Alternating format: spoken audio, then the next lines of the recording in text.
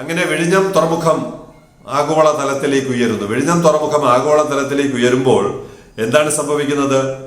തിരുവനന്തപുരം കേവലം ഒരു ടെർമിനലായി മാറിയിരിക്കുന്നു. അപ്പോൾ എങ്ങനെയാണ് ഒരു നഗരത്തെ, ഒരു തലസ്ഥാനത്തെ താഴ്ത്തിക്കെട്ടാൻ പറ്റുമെന്നുള്ളതിന്റെ ഒന്നാം തരം ഉദാഹരണമായി ട്രിവാൻഡ്രം ടെർമിനൽ. തലസ്ഥാനവാസികളെന്ന് പറഞ്ഞ് നമ്മൾ ജീവിച്ചിരുന്നിട്ട് വല്ല കാര്യവുമുണ്ട്? നിങ്ങൾ ചിന്തിക്കുക, നിങ്ങൾ പ്രതികരിക്കുക. ഇതാണ് ഭരണകൂടം നമ്മളോട്, പൊതുജനങ്ങളോട് ചെയ്തുകൊണ്ടിരിക്കുന്ന, തലസ്ഥാനവാസികളോട് ചെയ്തുകൊണ്ടിരിക്കുന്ന ദ്രോഹം. തലസ്ഥാനത്തിനേക്കാൾ വലുതാണ് വിഴിഞ്ഞം.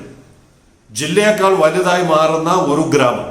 ആ ഗ്രാമത്തിന്റെ കീഴിൽ കയ്യും കാലും വെട്ടിയരിയുന്ന തിരുവനന്തപുരം ജില്ല, ട്രിവാൻഡ്രം ടെർമിനൽ. ഇങ്ങനെയാണ് സർക്കാരിന്റെ സമീപനം.